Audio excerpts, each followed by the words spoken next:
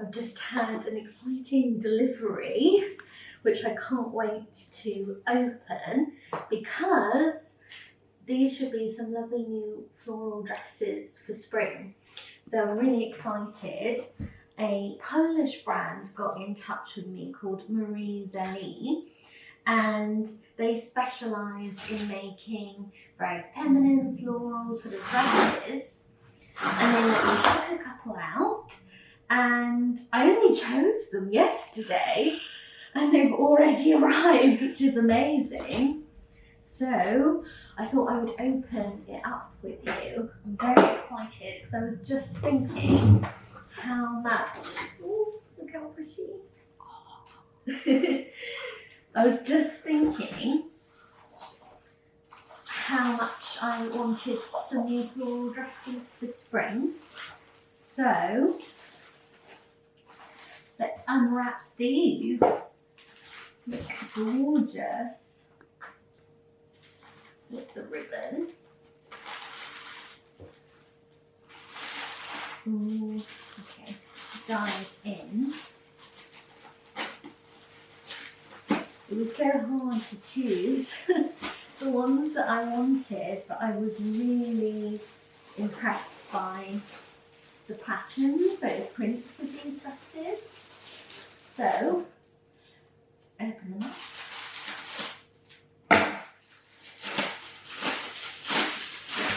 I thought this one looked very William Morris, with the pretty sort of tulip patterns.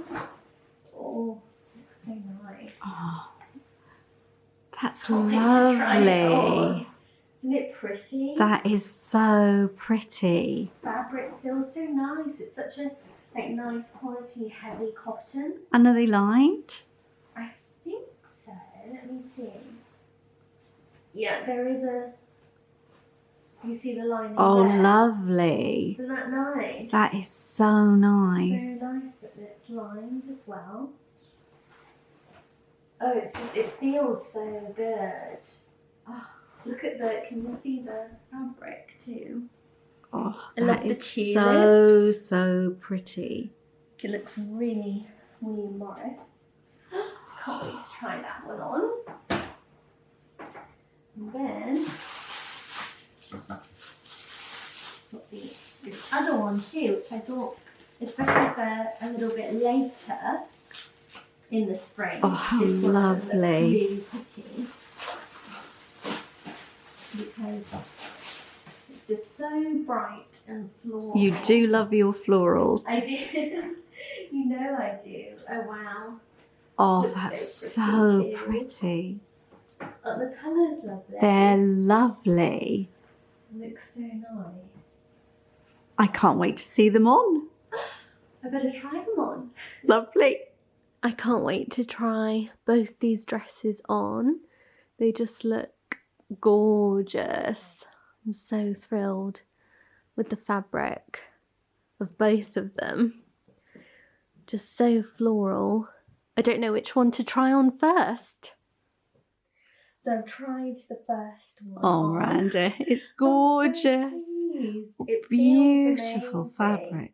It is, and it's such nice quality. I love that it's lined as well. Oh, let me show that. I'll step back a bit. Yeah, that's lovely. Got my heels on to try this with, and it's got such a swingy skirt. Oh, lovely, a lovely twirly skirt. Isn't that Which is so beautiful? lovely. And the sash belt that I can take off. I love it. Leave on. So pretty. It is. Shall I come in so I get a close up more of the fabric? Okay, yes. Yeah. Oh, that's beautiful. It's so Really pretty. lovely. I Really am so lovely. thrilled. And Yeah. I'm really delighted because Marie Zeli have given me a discount code. I mean, I don't need to be showing these dresses on YouTube. This is really just for Instagram. But I have to just check the discount code, but I'm pretty sure it's Miranda's Bookcase 10. So 10. All small letters, Miranda's Bookcase 10. And that gives you 10% off anything in their website. And I'll link to my dresses too. these are the two I picked out, but yes, I really love them. They're gorgeous. I can't wait to try the other one. Okay. And here's the second dress. Oh, I'm wow. so pleased. That is sort of really sort of like springy, summery colours, isn't it like gorgeous? After a tea party or out in a garden. It is lovely. I can't wait. It's inspiring me for when we're able to go out and about again. It would be so lovely to have some new floral dresses. Certainly to will. wear. That is So gorgeous. Lovely. And I'll come in and look at the the fabric. Yes. Yeah. Get a bit of a closer shot. It's so floral. I love it. It is lovely. So pretty, almost impressionistic, isn't it? Yes, you're right. The other dress reminded me a lot of William Morris, that sort of print. Yes, yes. And then this one is rather impressionist. Well, they're both utterly gorgeous. You're going to have so much fun in them. I can't wait for us to be able to take them out and show them off, as it were, in the real world. I can't wait either. Good morning, everyone. It's quite early this morning, and because so many of you requested my mum's recipe for a simple loaf bread, a sort of simple cottage loaf, she's agreed to show you how she makes it. So she's over here. Good morning. Good morning, sweetheart. Thanks so much for showing us how to make your delicious bread. Do you want to talk us through it? Yes, of course, yeah. So, it's very simple, this recipe. It starts off, it's all mixed in the food processor. It starts off with 250 grams of bread flour, strong white flour, and then mixed in with, I do 200 grams of the white flour and 50 grams of whole wheat flour, bread flour, because I like that little bit of whole wheat, it's nice. And then you also just throw into it 3/4 teaspoon of salt and a teaspoon and a half of sugar. So that just helps it grow. And then on top of that, 3/4 teaspoon of instant dried yeast. So the sort of easy blend dried yeast, that one. And I just mix that all up with a fork, and then it goes into the food processor. And the food processor does all the work for you, which is lovely. That is. Yeah, so first of all, I just quickly mix that. And then I use about a big dessert spoonful of yoghurt. So I put that in there, and then that's also going to add 160 millilitres of warm water. Just add that. And I mix it all up. It's such a great, easy recipe. It's really easy. And this is something you make at least once a week. I mean, this is a staple. Yeah, it is. Yeah. Then I just take this out, and I always use the trick of I pour to the middle rather than to the edge when I'm pouring liquid into a food processor like this. I don't know if it makes any difference, but I've always done it like that. So turn it on.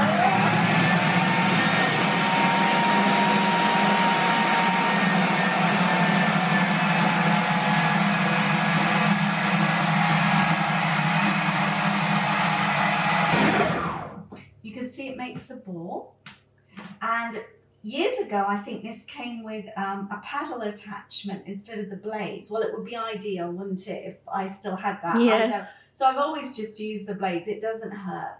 Now you just have to let it go about 3 minutes, just to knead it with leaving it to go ahead like that. And I'll put it on, and then I'll come back and show you what it looks like when it's ready. So you mean you keep mixing it for 3 minutes? It for 3 minutes. Okay. Yeah. Okay, so I think this is ready now, and I'll show you how it looks. Often the food processor gets a little bit steamy, and it's the heat of it. You might find it moves slightly. It shouldn't be jumping all over the countertop, but I do stay by it so that if it's moving too much, you might need to add a little bit more flour. You've made it too wet. Depends on your flour, but it just should basically stay where it is, maybe wobble a little bit. Whoops, never mind about that. And then when it's ready, it basically comes clean out of the food processor. Makes a nice little, and then I just finish it a little bit by hand by just kneading it a little bit like this. Now I don't need, it's normally so good, you don't need to flour the countertop, it doesn't stick. That's very good. Yeah, it just needs nice clean countertop. A little bit, because I actually enjoy the kneading part. I really like it. Yes. And then you can just And what are your tips for kneading? Well, what I do is you don't actually really have to do very much. I push down with the heel of my hand. I bring it over and I push with both hands. So sort of like that, and then bring it over. Yeah. And then what you want, when you know you've done enough really and the food processor's done the work, is you should be able to put it into a nice little ball like this. And when you use this part of your finger and put it in, it springs back up again. Right. Right? So then it goes into a bowl. I put a teaspoon of oil, just flavourless oil like sunflower oil, in the bottom. I put this side down first, and I sort of just grease the bowl with the actual dough. I move it around like this, just so that you make sure the bowl is nice, and then you can see it shines because you've got oil on the top, so it's not going to stick. I just use a clean tea towel then. I put it over the top. You can dampen it if you want. Now we have quite a cold kitchen. For some people this might take only an hour to double in size. For others like us, it's often 2 hours, 2 1/4, because we have quite a cold kitchen. So that really depends on you. But I've got one I made earlier. So very good. Very Blue Peter of you. Let me just grab it, because it's ready now to be thumped down. Oh yes, so it's, would you say that's at least doubled in size? Yes, it's doubled in size. Size. I like this bowl because I use it all the time, so I kind of know where it is. Yeah. You notice how it gets a little sort of air bubbly look to it? Can you see that? If I just turn it. Yeah. That means it's done its first rise. I like it to do a second, but what you do then is you just thump it down.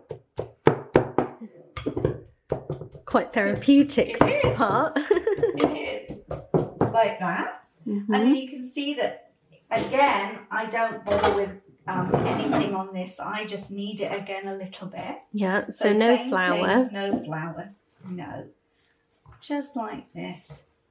And it does make it a little bit oily, I guess, but I just wash it off afterwards, the countertop. But you don't need flour. So again, you know, I fold it over, I push away. A lot of people have really strong arms and hands, and they do it all with one hand. Yes, like the Paul Hollywood type. Exactly. I try and put my weight into it, but I really find it's therapeutic. I like it. It doesn't take more than a couple of minutes to do this. Okay. And then basically, again, small bowl. And then I have a trick that I'll show you. I use an ordinary 6-inch cake tin that's non-stick. And what I do is I take some of this non-stick baking powder. Baking parchment. Yeah, that's right. The baking paper. Yeah. And I just sort of crumple it up and stick it in the tin. And then I reuse this quite a few times. But it just makes sure that nothing sticks. And at first when you put it in, you find it springs up again. So I actually just use my pestle and mortar. Anything heavy would work to hold it down and get it in there. And then pop in. I just go like this to make it a nice round ball. Pop that straight in there. And then you're going to leave this. And if it doesn't take so long to come double the second time to be ready, maybe an hour or something like that. And then you're going to wait. Once it comes up a bit high, you're going to pop it in the oven. It's only at about 180 degrees, I do, because we have a fan oven. Probably you judge your own oven, but it needs to be between, say, 160 and 180 degrees. for me, and other people can tell how it is. But it's not a big loaf. It doesn't take that long to cook, maybe about 20-25 minutes. Great, so you just wait for it to rise. How much would you say? Well, it comes up so that it's sort of almost like looking like it rises a little bit in the oven, but basically, I'll show it to you when it's ready. Okay. And then you can see. Lovely, thank you. So while the bread's rising, I went out to check the post, and we've got something, and I think it's little egg cozies, because I loved the sheep little egg cozies that I got so much, and I saw that on the same Etsy shop, which I'll link to down below, the lady had some little chick. I can't wait to see this. I love those sheep ones. They're adorable. They are so cute, aren't they? They are. And these little chick ones look so sweet for Easter. How and lovely. Generally. Oh, isn't that cute? Oh, they are adorable. Oh, so shall I just come in on well, you get it unwrapped. Unwrap it. Yeah. She's wrapped them really sweetly with a little Is that a daisy? chicken. Yes, a little daisy and a little chick too. We have a look. Oh, And this is Miranda. the egg So cozy. cute. It's really sweet, isn't It it? is. It is. Just for sitting on our eggs. Yes, And because she we goes do out have hard-boiled like this. eggs, actually. Oh. Yeah, we love a hard-boiled egg. Yeah. And as you were just saying, our kitchen gets very cold. When we eat breakfast in the kitchen, our eggs can get cold They if we're not really quick. So hopefully these will help. And they just look so sweet. They do. That is lovely. Two hard-boiled eggs each. We can One now. sheep, We've got one four chick. cozies now, don't we? We We've do. got the sheep ones up here. Very sweet. They are. That was a nice little thing in the post anyway. It's lovely. Well, I think it should be about ready now. We'll just have a peep, shall we? Yes. Oh, that looks fabulous. So I did check the temperature, and it's 200-degree oven. If you don't have fan, 180 fans. So do. And then you can put it in just like that. But I also like to use a little bit of milk and some oatmeal, because it just looks pretty. It gives does. the top a little bit of a browning, doesn't it? So I think it looks nice. Yes, your loaves always look so pretty. Let's hope I don't burn this one. Sure you won't. I'll put the timer on just so I don't forget this. Yes. Well, I'll put the recipe for it in the description box too, for anyone who Yes. wants to see it.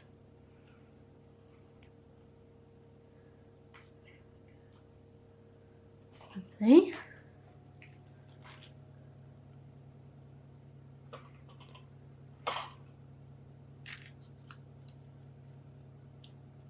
There, and that's ready to go in the oven. So about 20-25 minutes.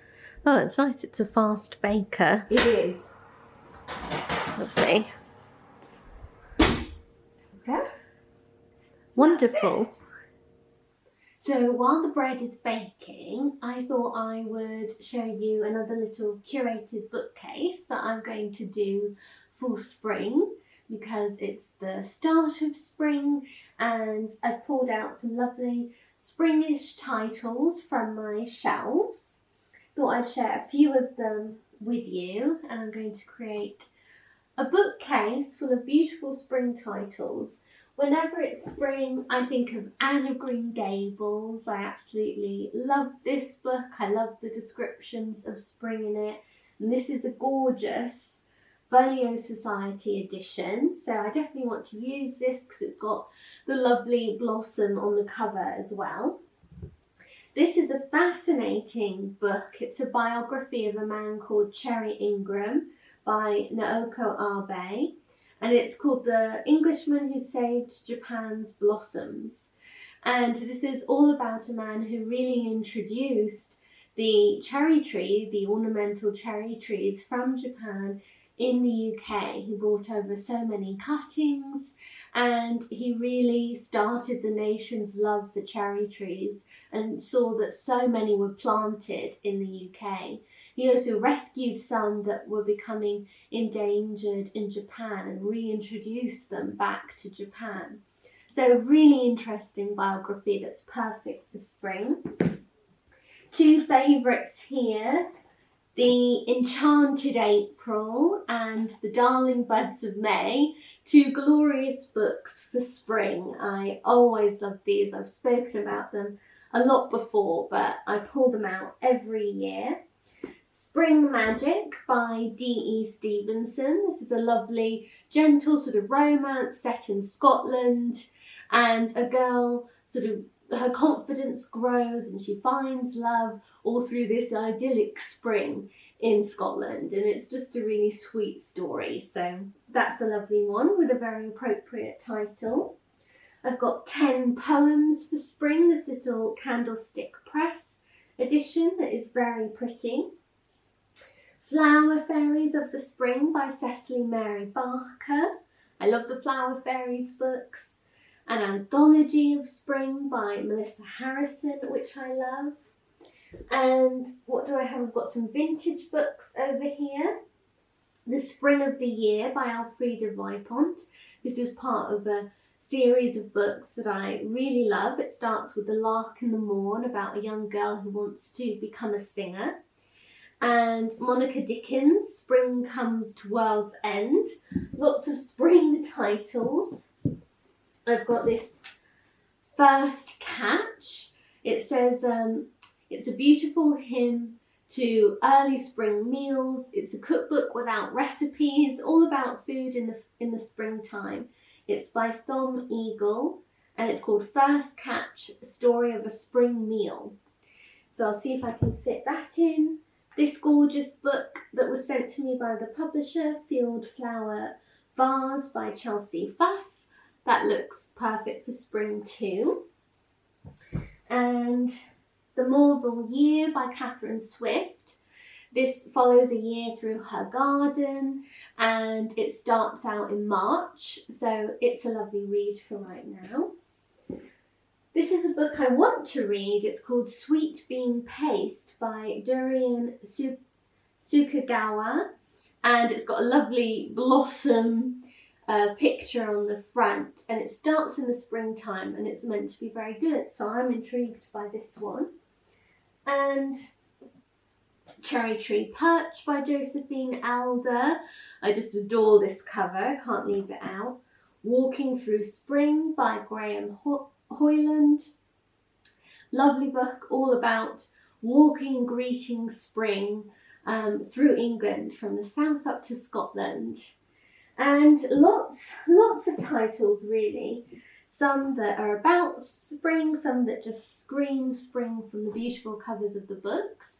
So I'm going to get on and fill this bookcase.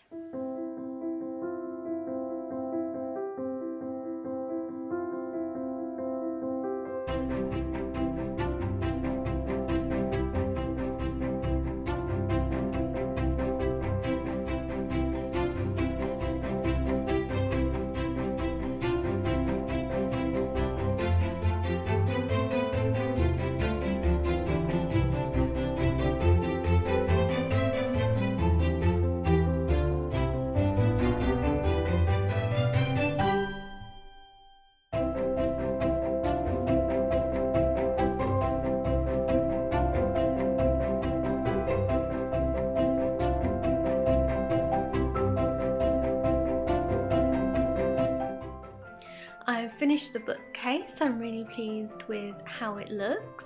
Let me show you. So I find it so fun to do these.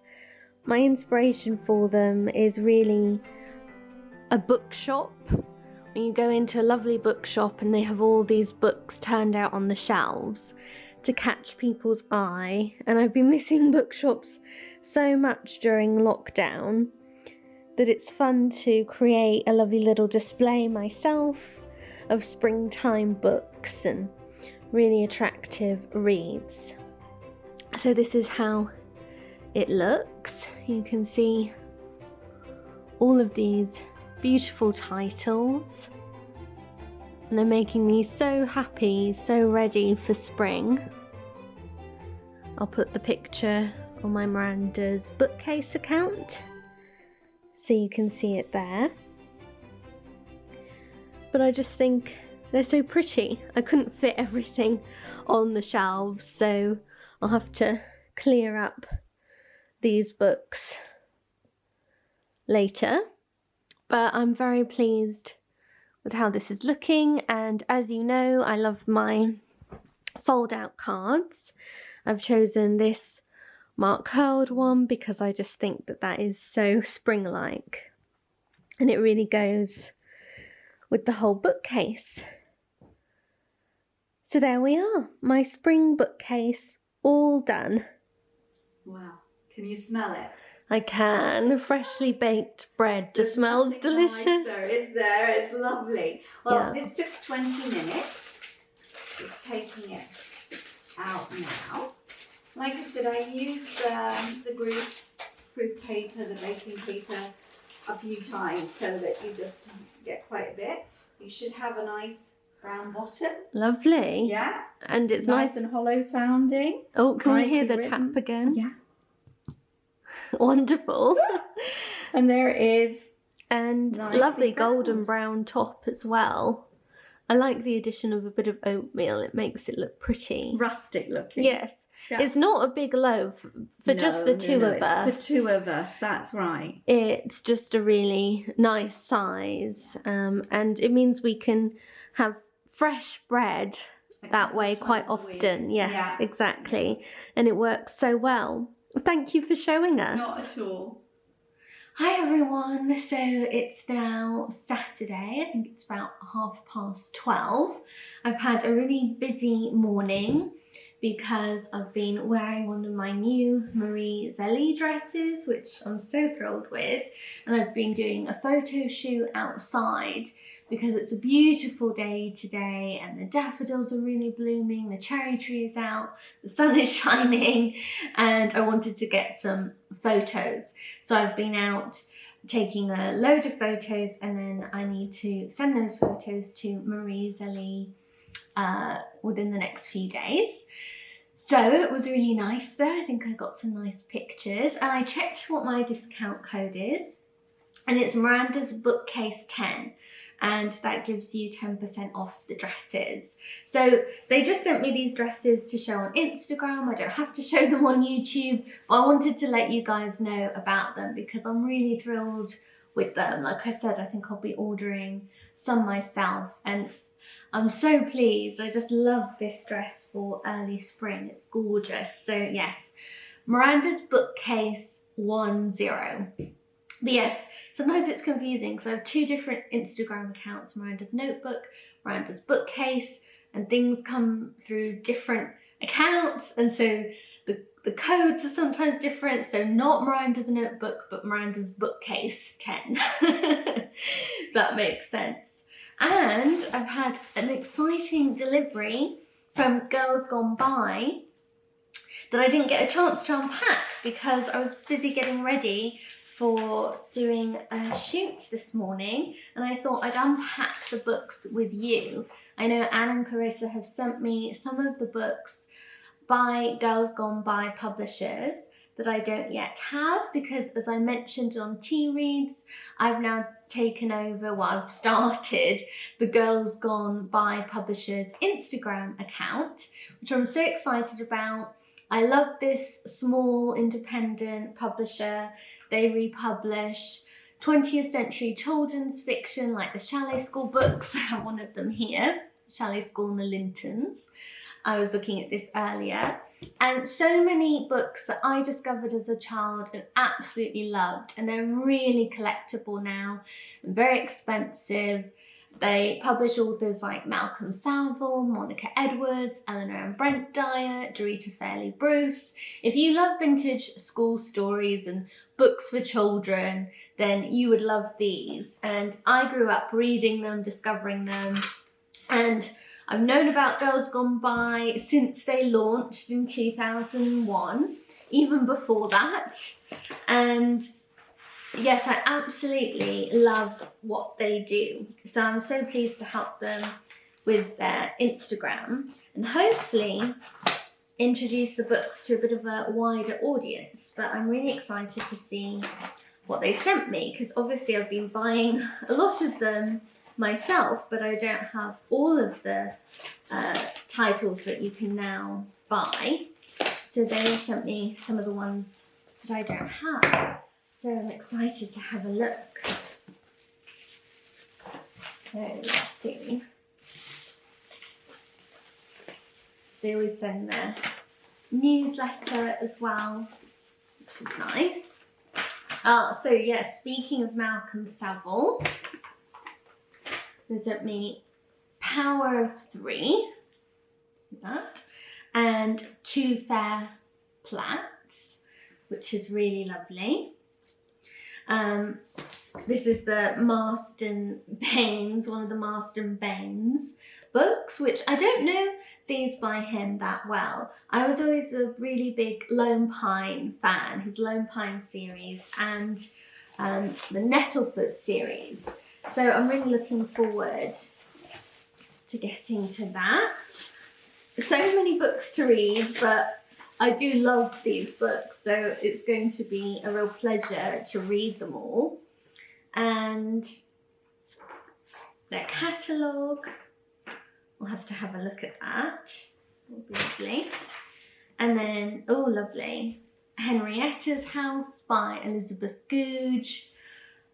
That's lovely. I've got an old paperback of this one, but one thing I love about the Girls Gone By books is that they always do really interesting introductions and just information about the books. So this one has a whole introduction about Torminster, which is Wells. So it's a fictionalized Wells where this book is set, and it looks really interesting. Lots of photos too to show parts of the series, and then there's an article about A City of Bells, which is the first book in the sort of Henrietta trilogy. There's A City of Bells, which is one of her adult books, but introduces Henrietta and all of these characters in Torminster or Wells. And then there's Sister of the Angels and Henrietta's House.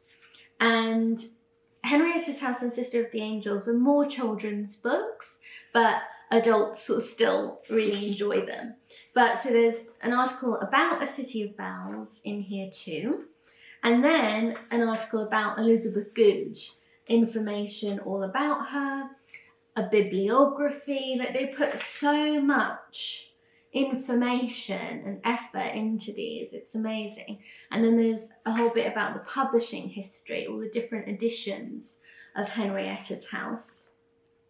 So yes, this is why I love to get their books too. Even if I have the book already, it's really nice to get the Girls Gone By editions because they have all this extra information, and they put the original illustrations into, and yeah, I'm really thrilled with that. And then New Beginnings at the Chalet School, which I'm excited to read.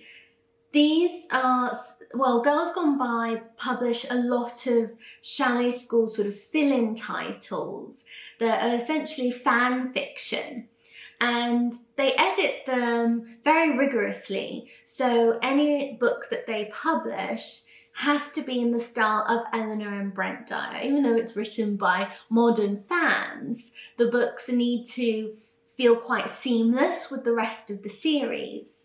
So this was one of the earliest ones that they published, actually, of this type, New Beginnings at the Chalet School by Heather Paisley. So I'm excited to look into this because I've never really collected the books about the Chalet School but not written by Eleanor Brent Dyer. But now that I'm going to be running the Instagram account for Girls Gone By, I will be reading all of these books so I can tell you all about them, tell everyone about them. Thank you to everyone who's followed me over on that account. I really appreciate it.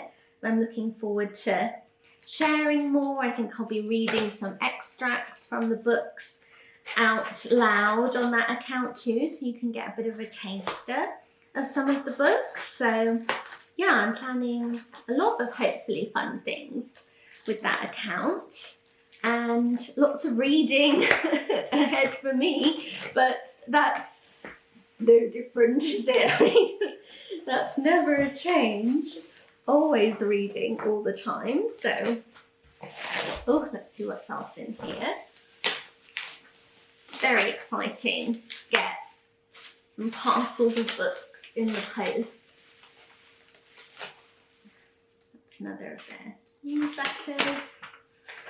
And then, oh, a new role for Natasha by Phyllis Matthewman. I haven't read Phyllis Matthewman before, so I'm really intrigued by this. It looks really good. Looking forward to it. And then another Chalet School sort of fan fiction, fill-in title, The Chalet School in Guernsey by Catherine Bruce. I'm excited to read this one actually. I really want to go to Guernsey one day. I've been to Jersey and love Jersey, and I'd like to go to Guernsey, and I really like reading about books set in Guernsey, so looking forward to that. And then one by Eleanor and Brent Dyer. It's not a Chalet School one, it's a standalone one, Lorna at Wynyards. So I'm really excited to get that. Oh, so exciting, lots of new books.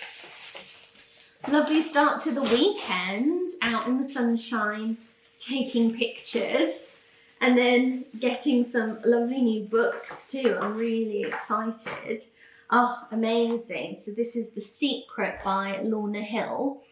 This is one of the last, if not the last, I think it's the last in the Sadler's Wells series, which I adored when I was young. I mean, I was ballet mad, but they're such wonderful books.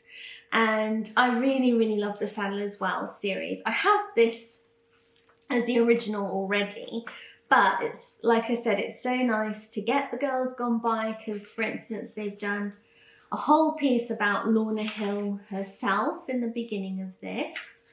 And then there's an article on the world of The Secret. So this looks really interesting. And again, sort of photographs included. Of where it must be partly where it's set. So I'm really interested in that, and a bit on its publishing history as well. So yes, all these extras that I love to get.